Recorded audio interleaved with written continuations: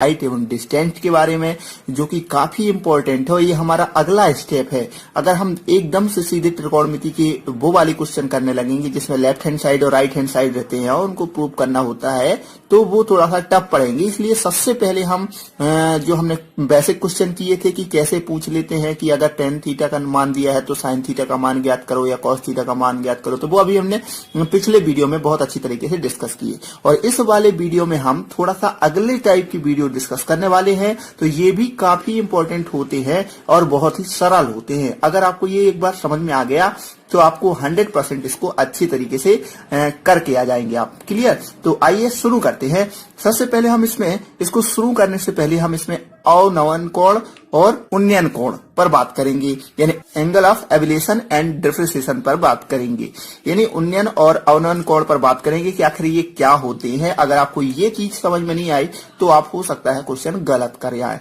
इसलिए आपको सबसे पहले इस चीज को समझना पड़ेगा।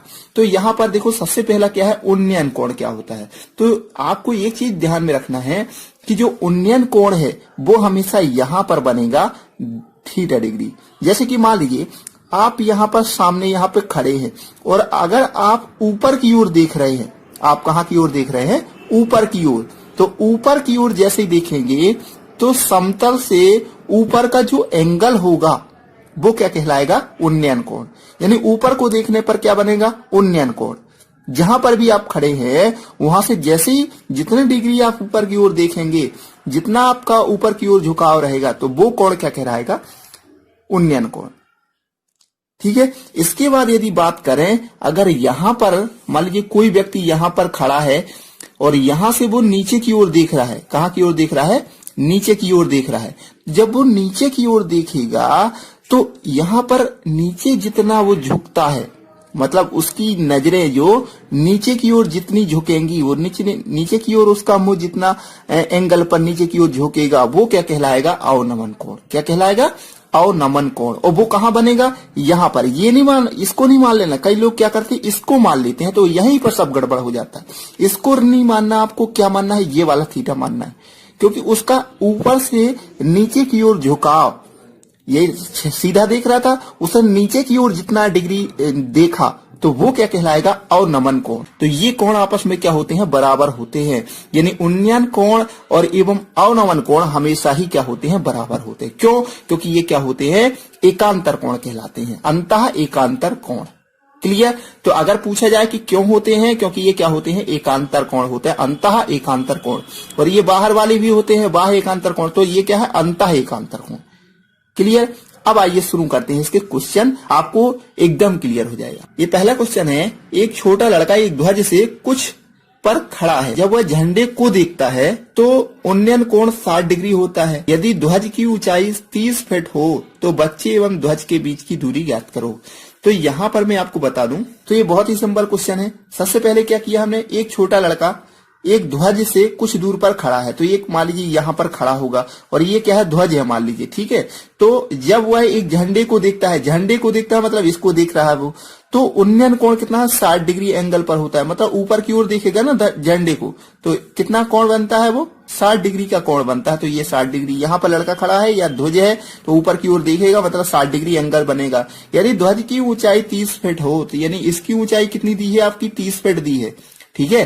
तो बच्चे एवं ध्वज के बीच की दूरी, यानी आपको क्या ज्ञात करना है, ये वाला क्षेत्र ज्ञात करना है। तो बस बहुत सा आसान है। इसको क्या करेंगे आप, देखो हमने पहले ही पढ़ा है, जो पहला वीडियो अगर वो नहीं देखा आपने तो पहले उसको आप जरूर देख लें, नहीं तो आपको समझ में नहीं आने वाला। तो यहां से देखो, हम पहले ही पढ़ चुके हैं कि जो लंब और आधार के बीच संबंध होता है, एक चीज हमने पढ़ी थी, LAL और बटे के ए, लाल बटे कक्का। तो ये साइन थीटा, ये कॉस थीटा, ये टेन थीटा।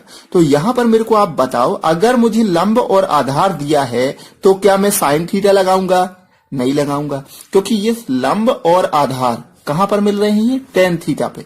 तो मैं कौन सा यहां पर यूज करूंगा, टेन थीटा का। लेकिन अगर मुझे कहीं पर कर्ण दिया है और लंब दिया है तो मैं क्या यूज करूंगा, साइन थीटा। अगर मुझे कहीं पर आधार और कर्ण दिया है तो मैं क्या यूज करूंगा, कॉस थीटा। बिल्कुल ये आप दिमाग में बैठा लो कि अगर यहां पर मान लीजिए ये दो चीजें दी हैं तो मैं साइन थीटा यूज करूंगा, अगर ये दो चीजें दी हैं तो मैं cos थीटा यूज करूंगा। अगर ये दो चीजें दी हैं तो मैं tan थीटा यूज करूंगा। तो यहां मैं क्या यूज करूंगा, लंब और क्या दिया है आधार, तो मैं यहां पर tan थीटा यूज करूंगा। तो मैंने लिख दिया tan थीटा बराबर क्या होता है जानते हैं, लंब बटे आधार। तो यहां पर थीटा का मान कितना है 60 डिग्री, तो हम लिख दिया tan 60। कितना लिख दिया tan 60 बराबर लंब कितना दिया है आपका, लंब दिया है आपका 30 फीट, तो 30 लिख दिया और आधार x है तो x लिख दिया। अब tan 60 का मान क्या होता है आपके सामने, आपको पता होना चाहिए कि अब सारणी यहां पर आपको पहले से बना के रखनी है, ठीक है ना। तो tan 60 का जो मान होता है वो होता है √3। क्या होता है √3 और ये 30 और बटे x, वैसा के वैसा लिख दो। तो x बराबर क्या हो जाएगा, x बराबर आपका हो जाएगा 30 बटे √3, या तो यही ऑप्शन में मिल जाएगा। अगर ये ऑप्शन में नहीं मिलता तो आप इसको और सॉल्व कर सकते हैं। 30 को हम क्या लिख सकते हैं 10 गुणे 3 लिख सकते हैं कि नहीं, और 3 को क्या लिख सकते हैं √3 इंटू √3, तो बटे √3, तो √3 से √3 कैंसल, आंसर क्या आ गया आपका 10 √3, ये आ गया आपका आंसर। क्लियर। तो इस टाइप से यदि क्वेश्चन आता है तो आपको ऐसे सॉल्व करना है। अब देखते हैं हम अगला क्वेश्चन। ये अगला क्वेश्चन है, एक ध्वज दंड से एक झंडे की ऊपरी सिरा एवं निचली सिरा का उन्नयन कोण 30 मीटर की दूरी से क्रमशः 45 डिग्री एवं 30 डिग्री है, झंडे की ऊंचाई याद करो। तो यहाँ पर हमने क्या बना दिया, एक झंडा बना दिया और यहां से क्या कह रहा कि 30 मीटर की दूरी से, 30 मीटर की दूरी से, ये 30 मीटर यहाँ पर क्या दिया है आधार दिया है इसमें, 30 मीटर की दूरी से ये झंडा लगा है, मान लीजिए ये झंडा लगा इतना, तो कह रहा झंडा के ऊपरी सिरा से ये लिख दिया हमने, ठीक है, और यहाँ कह रहा झंडे की निचली सिरा से, तो कितने हैं किमसा उन्नयन कोण, उन्नयन कोण कितना है, ये पहला है वो कितना है 30 डिग्री बनेगा और जो दूसरा वाला है वो कितना बनेगा 45 डिग्री। तो ये बने हैं दो कोण बने हैं 30 डिग्री और 45 डिग्री। तो कह रहा झंडे की ऊंचाई याद करो। तो अब ये वाली हमें कितना, ये झंडे की ऊंचाई हमें याद करना है छोटी सी। तो सबसे पहले हम मान लें पूरा झंडा कितना है h मीटर है, ठीक है, इतना मान लें हम, थोड़ा सा x मान लें, ठीक है। दो चीजें हमने मान ली, हमें यहाँ पर कुछ नहीं दिया, सिर्फ हमें यहाँ पर दूरी दी है, यहाँ पर दोनों एंगल दिए हैं। तो अब यहाँ पर क्या करेंगे, देखो हमने पढ़ा था LAL और KKA, तो यहाँ पर आपको दो चीजें मिल रही, क्या, यहाँ पर लंब और यहाँ पर आधार, दो चीजों पर कॉम्बिनेशन हमें मिल रहा है। तो यहां पर भी वही लगेगा tan थीटा, तो हम यहां पर क्या लिखेंगे tan, अभी सबसे पहला एंगल मान लीजिए ये वाला ले लें 30 वाला, तो 30 डिग्री वाला ले लें tan 30, और यहां पर लंब कितना है इसके लिए x है और आधार कितना है इसके लिए 30 है, ठीक है। इसीलिए आपने देखा होगा कि मैक्सिमम त्रिकोणमिति में tan का मान यूज होता है। क्यों, क्योंकि tan थीटा ही मैक्सिमम यूज होगा। तो आपको जहां पर कहीं कहा हो सकता है जब ज्यादा थोड़ा सा टफ देगा तब साइन यूज कराएगा, नहीं तो आपको tan थीटा ही यूज करना है, ठीक है ना। तो tan 30 का मान कितना है, यहां पर होता है 1 बटे √3 और बराबर x बटे ये 30 लिख दिया अपन ने, ठीक है। तो यहां से x का मान क्या हो जाएगा, x का मान वही 30 बटे √3, मतलब हमने अभी देखा था इसका मान, मतलब क्या हो जाएगा 10 √3। पिछले वाले क्वेश्चन में किया था कि ये ऊपर से 10 गुणा 3 हो जाएगा, ठीक है। तो ये वाला आ गया। अब हमारा दूसरा एंगल क्या था 45 वाला, तो यहां हमने लिख दिया tan 45 बराबर क्या हो जाएगा, इसमें हो जाएगा h बटे और ये 30, ठीक है। तो यहाँ 45 का मान क्या होता है 1 होता है, तो h बटे क्या आ जाएगा 30, यानी h बराबर क्या आ गया 30, क्योंकि ये साइड चला जाएगा, h का मान क्या आ गया 30, ये बड़े वाले का आ गया मान 30, जो भी है मीटर में दिया है तो मीटर में, ठीक है 30 मीटर। तो अब x का मान क्या आ गया, और ये अंदर वाले का आ गया हमारा 10√3, कितना आ गया 10√3।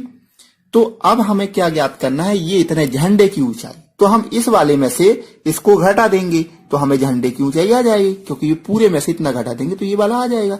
तो हम यहाँ पर कर ले कि झंडे की ऊंचाई बराबर क्या हो जाएगी 30 माइनस 10√3, तो क्या आ जाएगा, यहां से 10 कॉमन ले लें तो क्या आ जाएगा 3 माइनस √3, ये आ जाएगा आपका आंसर।